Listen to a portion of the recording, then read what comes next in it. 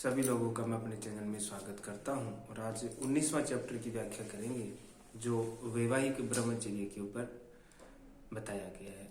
वैवाहिक ब्रह्मचर्य पिछले एपिसोड में हमने ब्रह्मचर्य के ऊपर व्याख्या की थी कि ब्रह्मचर्य का जो अपने 4 आश्रम बनाए गए हैं जीवन के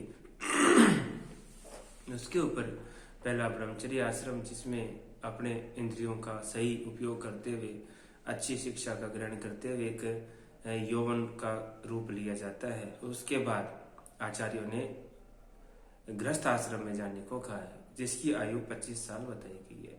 लेकिन दोनों में है देखा जाए तो पूरी आयु कब पूरी होती है कि स्त्रियों में जब आयु उसकी 16 वर्ष हो जाती है तो ऐसा माना जाता है कि अब वो परिपक्व हो चुकी है, और पुरुष में 21 साल जैसा हम लोग मानते हैं 21 साल के से पहले शादी नहीं करना चाहिए, ऐसा संविधान में भी है।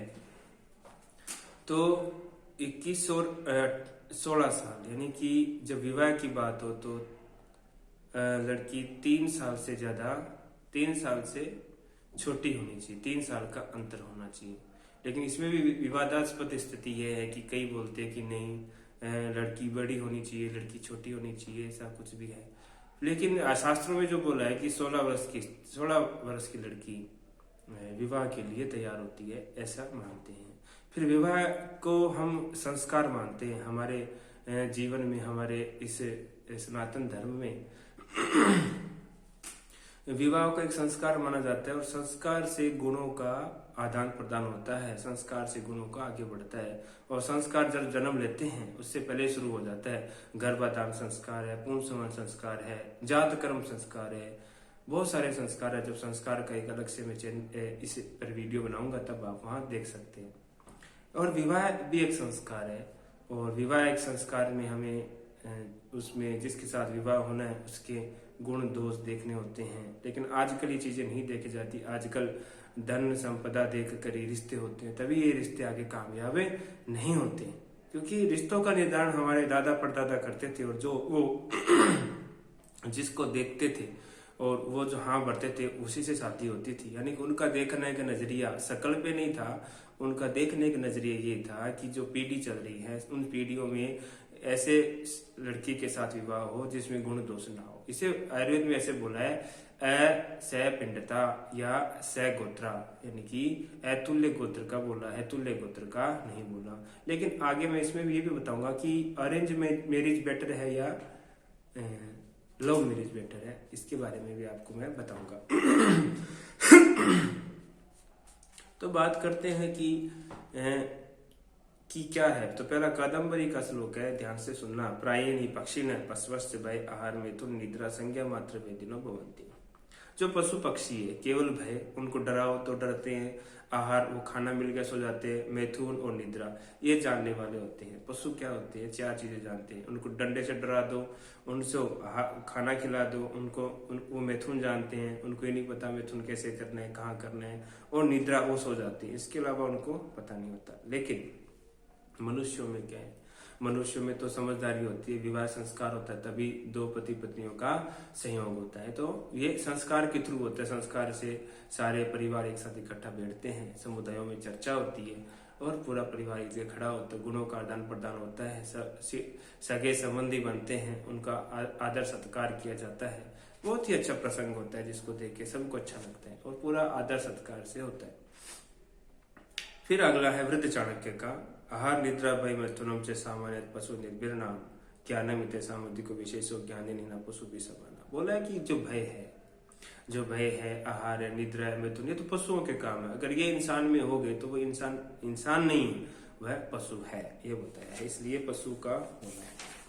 फिर आगे बोला है कि आप स्तंभ धर्म सूत्र का श्लोक है। क्या बोला है कि जाया पत्यो न विभागो जायते, कि पति पत्नी का विभाजन नहीं होता, पति पत्नी का विभाजन नहीं होता। यानी कि क्यों नहीं होता, क्योंकि जब रचना भगवान शिव का एक रूप है अर्ध नारी नटेश्वर। अर्ध नारी नटेश्वर में कल्पना की है उनमें कि हम एक पुरुष कंप्लीट पुरुष नहीं है, वो स्त्री के बिना आधा है। तो अर्धनात्री। और नामकरण में भी देख सकते हैं राधे श्याम, पहले राधा का नाम आता है, त्वमेव माता च पिता त्वमेव, पहले स्त्री का नाम आता है, पुरुष का नाम नहीं है। इसका मतलब स्त्री स्वयं में कंप्लीट है, स्वयं में पूर्ण है, आदि नहीं है। इसलिए लोग बोलते हैं कि मुर्गा आया अंडा आया, नहीं, केवल मुर्गी आई, अंडा बाद में आया। मुर्गी पहले, स्त्री जाति पहले आई, यानी कि जिस घर में जब बेटी होती है तो वो घर कंप्लीट है, नहीं तो इनकम्प्लीट माना जाता है। फिर नैषद का श्लोक, उभय प्रकृति काम में सज्जेत इति मुने मतम अपवर्गित तृतीय इति भणत पाणिनि अपि। स्त्री और पुरुष जब विवाह संस्कार हो जाए तो आप मैथुन कर्म कर सकते हैं, तो वो वैवाहिक ब्रह्मचर्य हो गया। आपको समझना पड़ेगा कि कैसे करते हैं। वही क्या फायदा है अगर आपने 25 वर्ष तक ब्रह्मचर्य का पालन किया, तो क्या फायदा है? फायदा ये है कि आप अच्छी नौकरी लग जाओगे, एक अच्छे लेवल पे होगे, तो आपके जो आगे के जो आश्रम है, गृहस्थ आश्रम, वानप्रस्थ आश्रम, संन्यास आश्रम, आपको आराम से कटेंगे। नहीं तो वो कहते हैं ना कि पहले आप मेहनत कर लो, बाद में आराम कर लो, पहले आराम कर लो तो जिंदगी भर मेहनत करते रहो। उसी का ये के प्रसंग होता है। ब्रह्मचर्य समाप्त होने पर गृहस्थ आश्रम को क्यों करे? गृहस्थ आश्रम में क्यों शादी करे? कई लोग नहीं करते शादी, लेकिन शादी नहीं करेंगे तो क्या है? बताया है, ब्रह्मचर्य समाप्याय गृहधर्मं समाचरेत ऋणत्रय विमुक्त्यर्थम धर्मणोत्पादयेत प्रजाम। अब ब्रह्मचर्य हो गया, अब शिक्षा ग्रहण हो गई, अब आपको गृहस्थ में जाना चाहिए। गृहस्थ में जाके और गृहस्थ आश्रम को स्वीकार करे और ऋण त्रय से, तीनों ऋण से मुक्त होना है। पितृ पिता का ऋण होता है, ऐसे 2 ऋण और मुझे पता नहीं, तीनों ऋणों से मुक्ति लानी है, उनसे मुक्त करना है, ऐसा है। पिता ऋण होता है, संतान का ऋण होता है, ये ऋण हमें चुकाने होते हैं। ऋण मतलब हमारी पीढ़ी टू पीढ़ी सबको मिलते हैं, तो उसको उनको भी चुकाने होते हैं। फिर बाद में योग्य वधू वर, कैसा योग्य हो, ये कामसूत्र का है। लेकिन जब कामसूत्र की बात करती है तो इसमें कामसूत्र ऐसा ग्रंथ है जिसमें स्त्री और पुरुष का कैसे सुख भोगना है, कैसे मैथुन का सुख भोगना है, वो वर्णन है। लेकिन वहां पे ये वर्णन नहीं है कि किस लड़की से शादी करनी चाहिए, वो आयुर्वेद में मिलते हैं। तो काम शास्त्र ने क्या कहा वो मैं आपको बताता हूँ। तस्मात् कन्या बीजनोपेताम त्रिवर्षात् प्रवृत्तिम न्यून वयसम सलाज्ञा चारे कुले प्रसूताम रूप शील लक्षण संपन्नानि न्यून अधिक विनष्ट नक कर्ण से कक्षी स्तनी मरोग प्रकृति शरीराम तथा विदा एवं श्रुतवान शीलियत। इसलिए कुलवान 3 वर्ष से छोटी हो, उत्तम कुलाचार युक्त कुल में उत्पन्न हुई, रूप हो, शील हो, लक्षण हो, सुंदर हो, दांत नख कर्ण केश नेत्र स्तन सभी अच्छे हो, जिसकी शरीर प्रकृति निरोग हो, ऐसी कन्या को और विद्या संपन्न वर विचार करना चाहिए। ऐसी कन्या को ग्रहण करना चाहिए। लेकिन यहाँ पर मेरा एक प्रश्न है कि आज के समय में एक रिश्तों को एक एजुकेशन के हिसाब से तोड़ा जाता है। एजुकेशन हर एक बंदे की खुद का एक निजी संपत्ति है, और पति पत्नी के बीच में निजी संपत्ति नहीं हो सकती, दोनों एक होते हैं। जैसे दो पानी की लहरें एक होती है, वहां पे कोई पढ़ाई नहीं दी जाती कि एक दूसरा पानी दूसरे पानी में ऐड हो रहा है, नहीं, वो एक हो जाते हैं। वहां पे कोई भेदभाव नहीं किया जाता। आज का समाज का जो चेहरा है ऐसा देखने का, उसको मैं बिल्कुल गलत मानता हूँ। फिर क्या है, कितने साल का अंतर होना चाहिए वर और वधू में? 3 साल से ज्यादा होना चाहिए, और स्त्री छोटी होनी चाहिए पुरुष से, जो उनको बराबर कद भी नहीं होना चाहिए, ये भी लिखा है शास्त्रों में, जय मंगला टीका में। लेकिन कुछ वैज्ञानिक ये भी बोलते हैं कि लड़की की उम्र ज्यादा हो, लड़के की उम्र कम होनी चाहिए। वो इस हिसाब से लिखा, कामशास्त्र के हिसाब से, कि औरत जो होती है उसकी जो वैथुन शक्ति है वो जब तक उसका मेनोपोज टाइम यानी कि उनका साइकिल बंद नहीं होता तब तक होता है, वो 50 साल की उम्र होती है तब तक। तो इसलिए स्त्री संतुष्ट नहीं होती, लेकिन वो काम शास्त्र के हिसाब से है, इसलिए उसको भी समझना पड़ेगा कि वो एक अलग बात में कह गई है। फिर बोला किस कुल में शादी नहीं करनी चाहिए, ये देखो शास्त्र मनुस्मृति में लिखा, महांते अपि समृद्धानि गोजा विदन धान्यतः स्त्री संबंधित अशेतानि कुलानि परजवित हीन क्रियम। संस्कार नहीं तो संस्कार ना हो उसमें शादी ना करे। और निष्पुरुषम पुरुष संतानहीनो, उस पुरुष में संतानहीनों का मतलब है वह पुरुष बच्चे उत्पन्न करने में समर्थ नहीं हो तो उसे शादी नहीं करनी चाहिए। निश्छंदो विद्याभ्यास शून्य, जो पढ़ाई नहीं की उसके साथ, अनपढ़ों के साथ शादी नहीं करनी चाहिए, ऐसा बोला है। विद्याभ्यास शून्य, विद्या का अभ्यास शून्य, अनपढ़ नहीं, विद्या का अभ्यास नहीं आता, विद्या कर ली उसका अभ्यास नहीं आता, उसके लिए बोला। दीर्घ केशान्वित, बड़े बड़े बाल कर रखे राक्षसों की तरह दिखता, उसके साथ शादी नहीं। अर्श युक्त, अर्श होता है पाइल्स, अर्श क्यों बोला गया? अर्श के साथ आप शादी करोगे, अर्श वाले पेशेंट के साथ, तो अर्श जो बीमारी है पीढ़ी से पीढ़ी जाती है, तो अगर आपने शादी कर ली तो अगली पीढ़ी में वो बीमारी होएगी, उसका कोई इलाज नहीं होगा। और राजयक्ष्मी, राजयक्ष्मी मतलब किसी के घर में टीबी की हिस्ट्री हो तो उस घर में आपको शादी विवाह नहीं करना चाहिए, ये भी हमें ध्यान रखना पड़ेगा। शायद रोग पीड़ित हो, रोग पीड़ित के साथ भी उस परिवार में आपको पता लगे उस परिवार में ये रोगी हैं, तो वो कुल में यानी कि लड़की की गलती नहीं है या लड़के की गलती नहीं है, उस बीज में गलती है, वो आगे आएगा। अपसमारी, जिनमें अपसमार का हो, ये भी कई बार देखा जाता है कि शादी होने के बाद पता लगता है कि लड़का या लड़की को चक्कर आते थे, वो तो बेहोश हो जाती है, उसको दौरे पड़ते हैं, तो ये भी विचार कर ले कि इस घर में किसी को दौरे ना पड़े। स्वित्री, स्वित्री मतलब कोड होता है, जिस घर में कोड हो वो भी आपके बीज के दोष में जाके संतान में आगे जाएंगे। कुष्ठी कोड का किया है, उसमें आपको बचना चाहिए। फिर आगे मनु ने बोला, ऐसा पिंडा चाहिए मातुरस गोत्रा चाहिए पितु सा प्रसत द्विजाति नाम दार कर्माणी मैथुने। माता के सहपिंड और पिता के सहगोत्र, माता के सहपिंड और पिता के सहगोत्र के साथ विवाह नहीं करते। कहने का मतलब ये है कि हम सब एक इंसान से उत्पन्न हुए हैं, लेकिन हमें कितनी पीढ़ियों का पता होना चाहिए। अगर हमें सारी पीढ़ियों का सुख दुख पता होगा तो हम एक दिन तो सब सारे के सारे रोने लग जाएंगे, इसलिए हमें कम से कम 7 पीढ़ियों का तो ज्ञान होना चाहिए। उस पीढ़ियों में जिन जिनका विवाह हुआ है वो हमारे पास है, उसका हिस्ट्री इतिहास होना चाहिए कि हाँ इस कुल में इस विवाह किया, आगे संतानों में दिक्कत आई नहीं आई, अगर नहीं आई तो उससे अच्छे कुल का निर्धारण करके विवाह करना चाहिए। और एकदम से आप जो लव मैरिज करते हैं उसमें मेरा मानना है कि एकदम से आप गुणों को एकदम से अलग कर देते हो, तो एकदम से गुणों को अलग करने से संतान में अतिरिक्त गुण आ जाते हैं, तो उसके कारण विनाशकारी प्रभाव होते हैं। ध्यान से सुनना, अगर आपने कुल को देख के शादी नहीं की, यानी कि आप लव मैरिज कर रहे हो, लव मैरिज में प्यार कर सकते हो, उसको दिक्कत नहीं है, परंतु अगर आपने उस विवाह बंधन करते हो तो एक बात जान लीजिए, जितने ज्यादा वेरिएशन आएंगे, जितने ज्यादा वेरिएशन आएंगे उसके कारण हो सकता है कि एक नया वेरिएशन आप क्रिएट कर दो, उसके कारण उस जनरेशन में नए गुणों की अगर आ गए, अगर वो गलत हुए तो उसका परिणाम आप भुगतोगे। तो आप खुद बोलोगे पड़े थे प्यार के चक्कर में संतान का सुख नहीं मिला। तो पहले बता रहा हूं कि अगर आप लव मैरिज करते हो, आप अदर कास्ट में जा रहे हो तो बहुत दिक्कत पड़ेगी।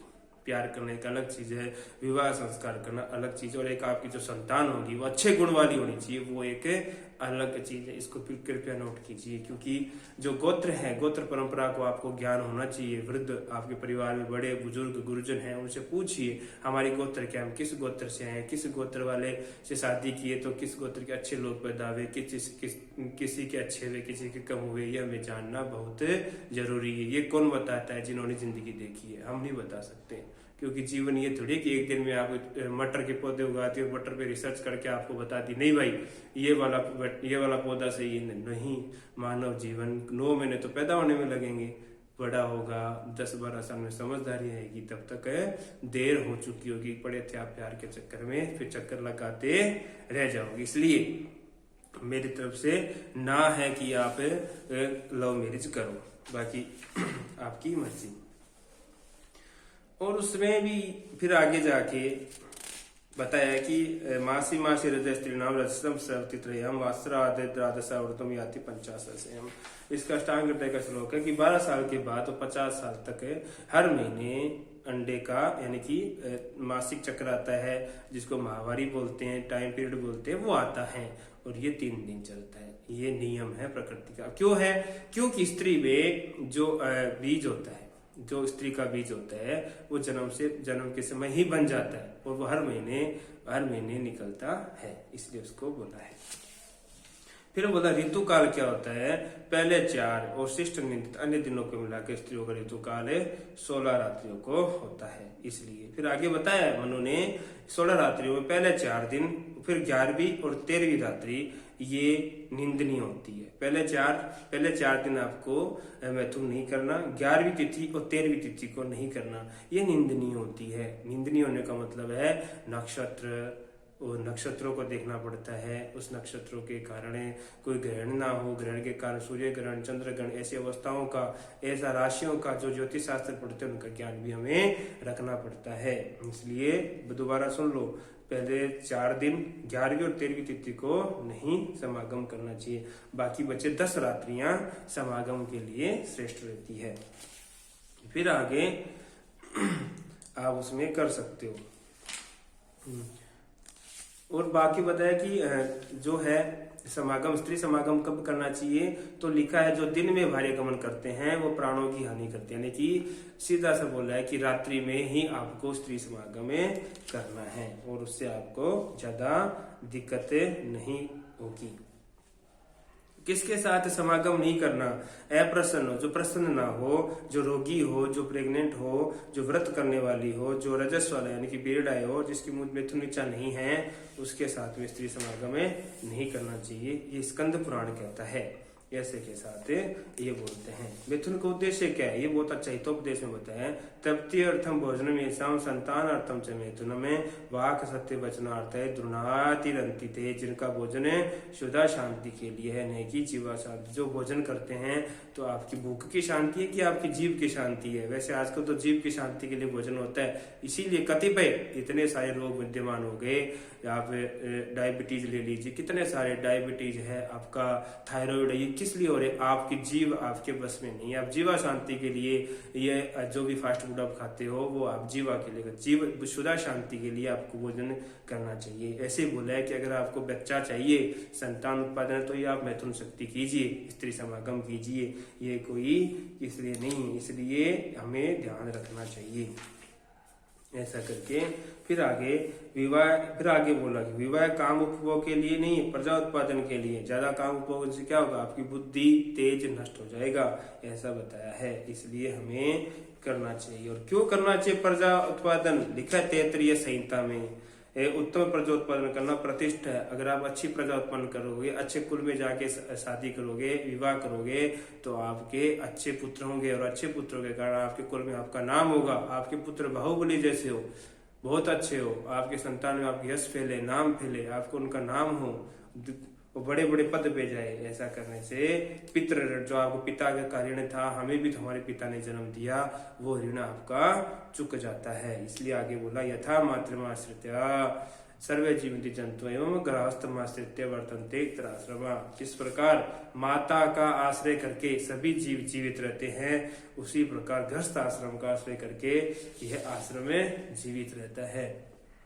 ये विवाह संस्कार है। विवाह संस्कार को विवाह के रूप में, संस्कार के रूप में लेना और संस्कार से जीवन सही होता है, ऐसा मानना है। इति श्री भास्कर श्रवण गोविंद आत्मजयन विदिच्यता विद्यते करे से दीपिका विवाहक ब्रह्मचर्य विज्ञानियों नाम है 19वां अध्याय व्याख्या समय। इसके बाद में अगले एपिसोड में हम बात करेंगे विषय विज्ञानी, क्या विषय है हमारे, क्या इंद्रियां हैं, कैसे हम इंद्रियों के लालच से फंस के हमें मर जाते हैं। तो देखने के लिए बहुत बहुत धन्यवाद। फिर मिलते हैं अगले संडे सुबह 8:15 बजे। धन्यवाद।